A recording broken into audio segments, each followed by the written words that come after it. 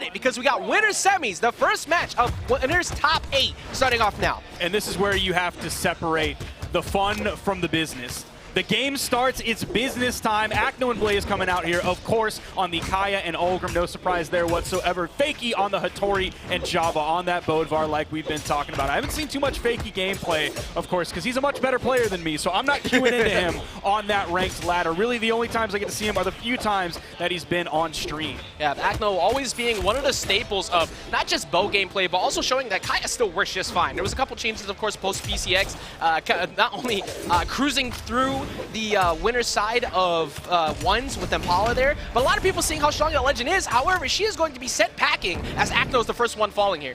It's going to be first strike going the way of Java and Fakey. There is a hammer out, so they could be looking to take out Blaze pretty quickly as well. But no, it seems like they're focused really on Acno. Now Java's starting to move over onto that soft platform, gets hit by Blaze's recovery. Look at the beautiful synchronization between Blaze and Acno with that split weapon toss. One to the left, one to the right. Yeah, making sure they keep everybody separated as possible. Java's not going to be able to find that KO just yet, but great lineup, neutralized, big team combo, closing it out. That was almost Acno going down to his first, the only last stock this early. And that weapon toss from Blaze threaded the needle in like the worst way possible for the blue team. It's threading one of those needles where you don't want to thread the needle. You want to hit the left wall or the right wall of the needle, something to interrupt that amazing combo that they found so quickly onto Acno, basically put him into KO damage, which then turns around, they get the stock. It's 4 stocks to 3. And Java and Fakey trying to get a team combo over here on Blaze, but Blaze, not Blaze, falling off to the side, getting away smartly there, but they haven't really been able to line up too much. We said it before, it's kind of been hard to get some team combos, but I like what Java and Fakey are doing. They're kind of staying around that soft platform, so no D-Light starters will come out from Bow, so they could get something going. They're playing around that side very well. Jump side air coming out from Java, follows it up off the edge. Meanwhile, Fakey keeping Acno over on the right side. He has to go over to the wall. Beautiful stomp into the recovery coming out from Java. His hammer's going crazy. As we said before, the hammer from Java has been the nightmare scenario for many as he keeps snatching him out of disguise, and he is not done yet. Acno already deep in the red. Acno just trying to get around this ground pound. He does. Smartly from Blaze, he gets out there to go help him, but you only have so many more mistakes left for Acno.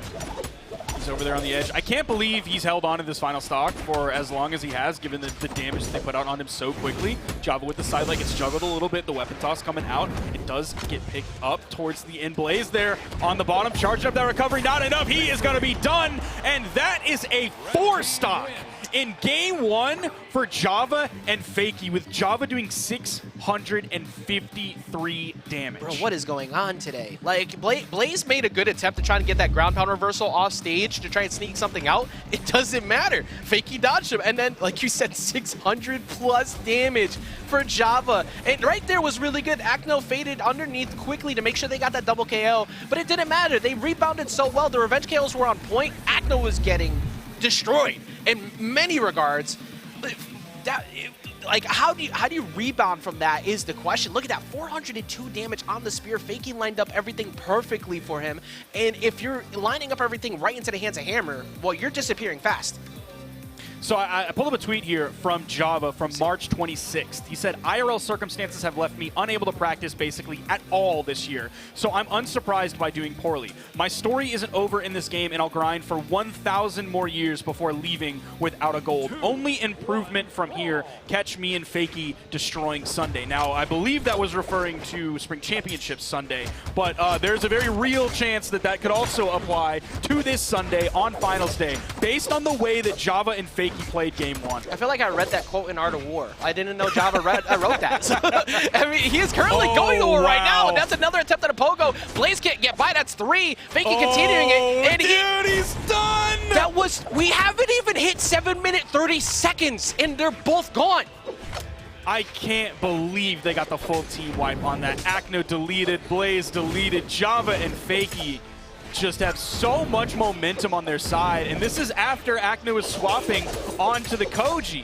I am sorry for hyping up Experience so much. They said, look, stop talking about that last set. Yeah. Pay close attention to what we have done. Fakey's going to fall, but that was, again, after so much damage has already been done, trying to get something started on Java. Java doesn't care. He really doesn't care. It's like, look, I'm going to swing stairs. Go ahead. Try and hit me. And they just, the power play did not exist. And Acno did not engage in that offstage at all. You saw Java go in with a ground pound, and Acno was like, I'm not even seeing this. I'm walking away. I'm on the stage. I'm going to go help my teammate because I don't want to mess with the reversal potential that Hammer has on the edge. Yeah, and there's going to be a stomp there. They're going to go ahead and make an attempt on the Acno. Acno's smartly separating and switching sides back and forth to not try and get anything big started. Acno, however, is yet again already on his last stock.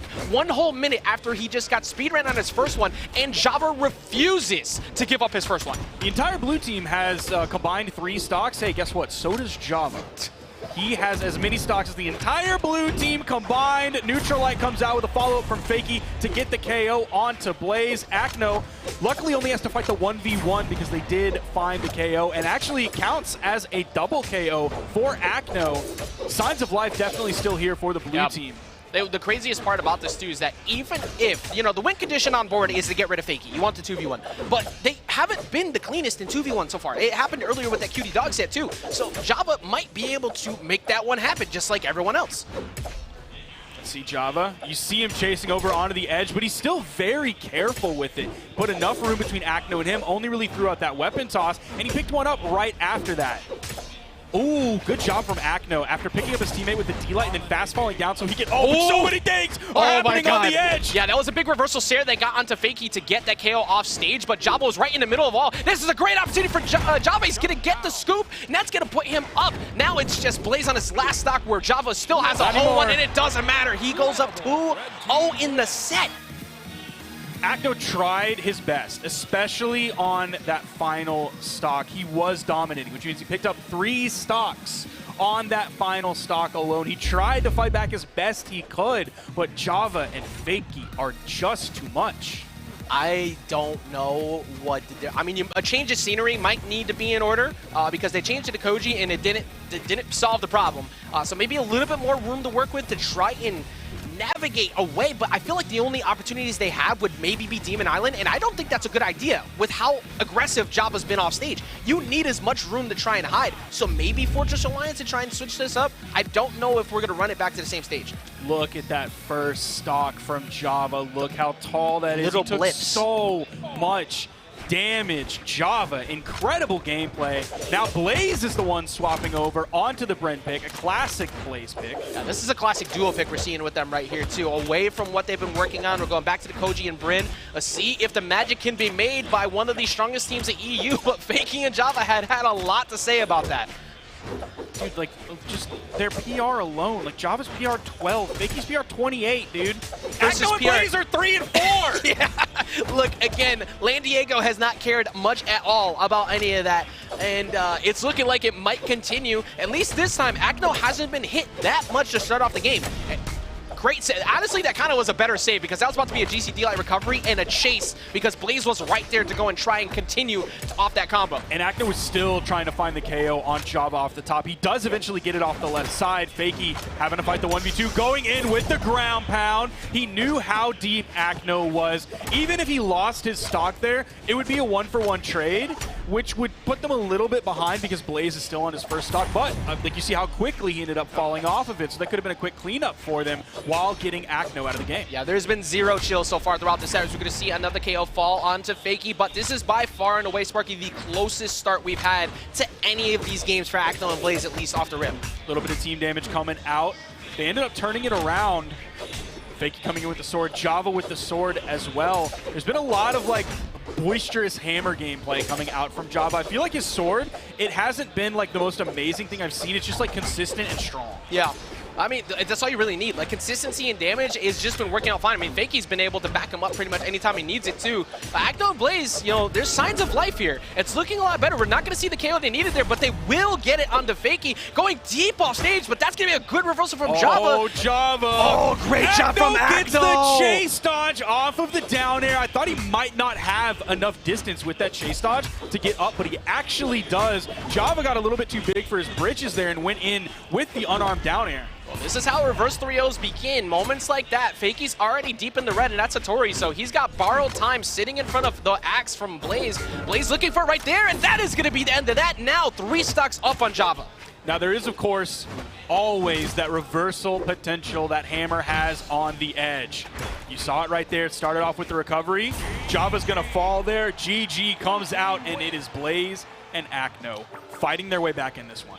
Team EU not out of it yet. We already have one of them down in the limb side, which still, again, is such a surprise factor for many of us. And I still can't believe that's going to be for a top 8 qualifier after. But incredible job again. Fakey knew, like you said, the resources, he knew exactly where he had to go. He had nowhere he could really mess around with that. But Acno and Blaze, you know, the Bryn swap definitely helped, but Acno's getting hit way less. Like, as the set has progressed, his defense has picked up, and when you have Acno being as evasive as possible, that's exactly what you need, because that's going to allow Blaze to feel more comfortable about going in and cashing out on those team combos. They were not getting them before, because they were just...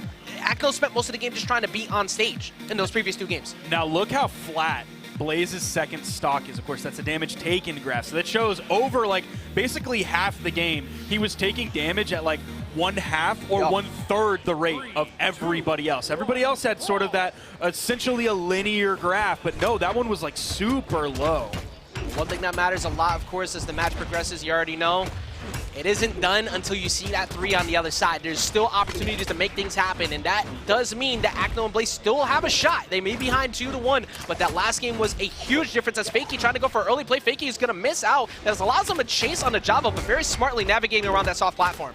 Blaze came in with the side signature on the axe, a rare choice. You don't see that very often, but he felt very confident that he could get the punish there and also send to that left blast zone. Instead of going for like the neutral signature, which 1 wouldn't have enough range, and 2 actually would send in the 45-degree angle. They get the full team wipe on the red team, and this is where Blaze and Acno, with all of their experience on LAN, with all of their time being one of the best teams in Europe, this is where that experience is really going to help them, and it's going to hurt Java and Fakey. But as I say that, they didn't drop that team combo. We've seen quote-unquote better players drop easier combos than that this tournament. Yeah, I was going to say at first that you can feel the energy shift kind of happening here with Acno and Blaze, but then Acno makes one crucial error, gets knocked out, and gets a free 2v1. If they don't get that, this game is still in the yellow. Blaze 3-2 over them. That just made a significant difference in this match.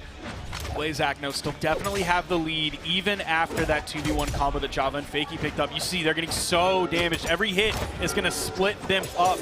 You have to spend so much time recovering back to the stage. You see now Fakey's the one out on his own. The side air from Acno sends him over the right wall. Blaze fishing for the neutral signature. Blaze has been a machine this match. His Sair accuracy is through the roof on how many times he's gotten whiff punishes on anybody who's gone after Acno. That will make you panic if you consistently get hit by those. Here we go, looking for the dare follow-up. Acno gets a reversal, his neutral, and big team combo right there again. Blaze has got to sneak through. He gets the wall bounce on the Fakey though, closes it out with the Java going deep on stage 2. Do not try to challenge him right now. He looks like he's ready to try and get that reversal scoop with the recovery, and he closes it out anyways.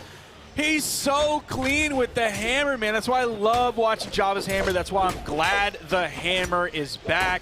I do want to see more Bodvars in tournament. That is for dang sure. Just don't let it show up in my ranked games. Java, though, very much in the red. He likely might be done off of this as he makes his way back. Gets bonked on the head with a spear toss and a simple dare from Blaze. Fakey cannot save him, and Fakey is going to fall. Momentum has completely shifted. The tables have completely turned. Bro, that whole last 15 seconds was the Blaze showcase. He had Acno, stay over there. I got this. He did complete dominance. The weapon toss allowed him to get separation, continued to pressure him off stage, going out there after the weapon toss up, and he was letting, I believe it was Java, get back on. So I don't really care. Like, you have a moment. Acno's going to cover me if I make a mistake, but it was so well executed, and it all kind of started pretty much from this moment.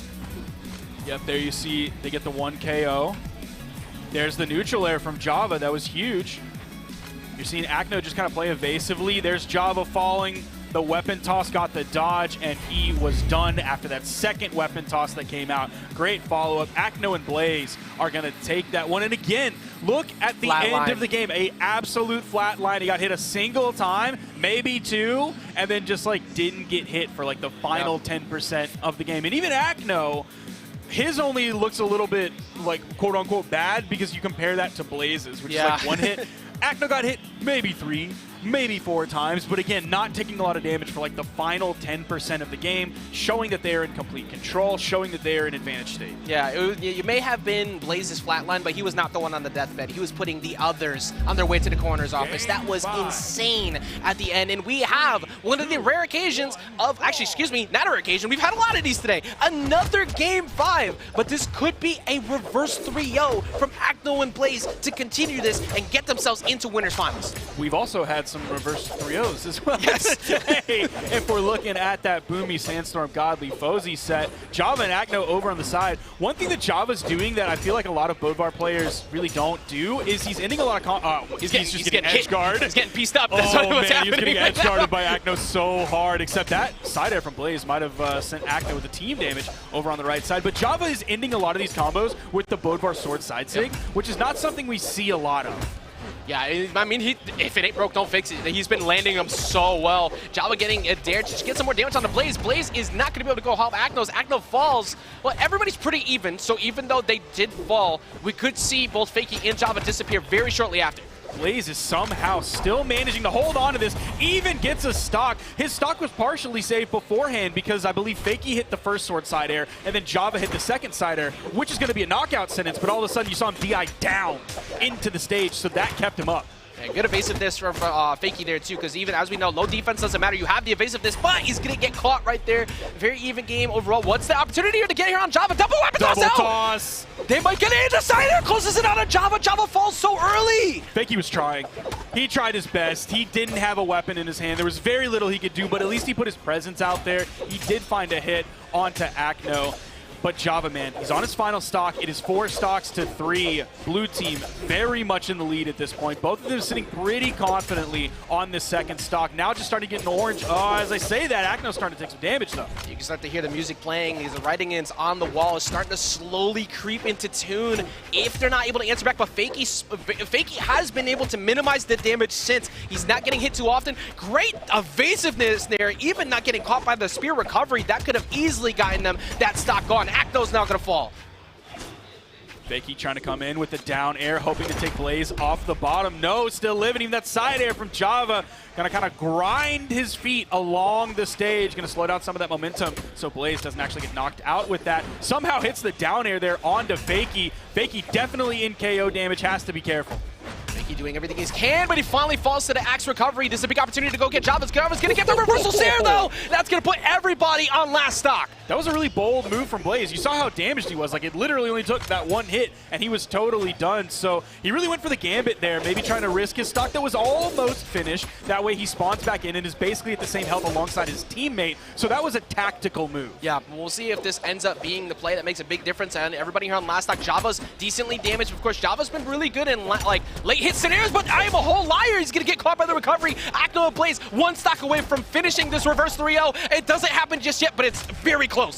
And you can see Blaze went for the D-Light recovery because they're in the middle of the stage. He thought he had enough damage to KO that, but even if he thought the other way and went for the side air, Acno was right there with the gravity cancel neutral sig. By using a signature, he has a lot more active frames going on with that, so he doesn't have to be quite as precise while also getting the big force dump.